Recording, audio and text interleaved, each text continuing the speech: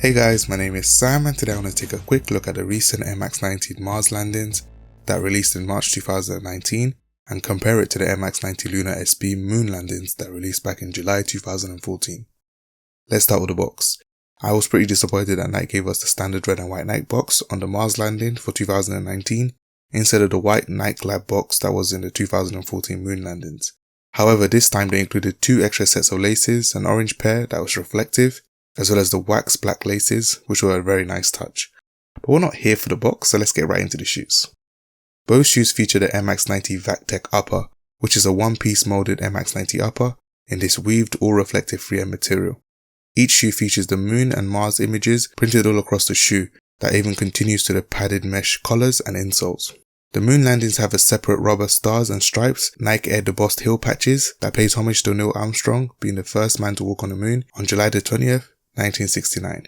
Black Nike Air branding can also be seen at the tongue, while the Mars landing have matte silver details that take a nod to the Spirit and Opportunity rovers that launched in 2003 and landed in Mars in January 2004 on the NASA's Mars Exploration Rover mission. The moon landings features a grey with black speckled Lunar, seriously no pun intended, sole that feel a lot lighter than the 2019 Mars landing, as the Mars landings features a regular MX-90 sole. This sole is black with white reflective speckles to represent the night sky, and it has a nice translucent outsole that takes a nod to the rover's silver metallic construction. As of February 2019, NASA announced the end of the Mars Exploration Rover mission, as the Spirit rover lost communication in March 2010 because it couldn't recharge as it was stuck in a sand trap in late 2009.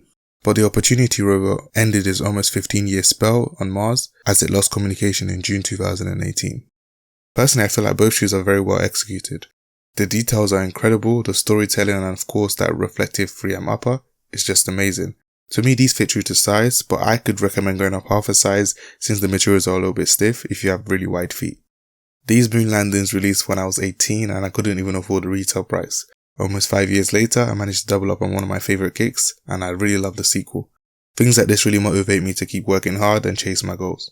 So my question to you guys is, if you had to choose, which would you prefer, the moon landings or the Mars landings? Thank you so much for watching. I hope you enjoyed the video. If you did, don't forget to give this video a thumbs up and comment Galaxy to show me you watched this video to end. Please subscribe if you like my content, and as usual all of the links will be in the description. Apart from that, have a good day.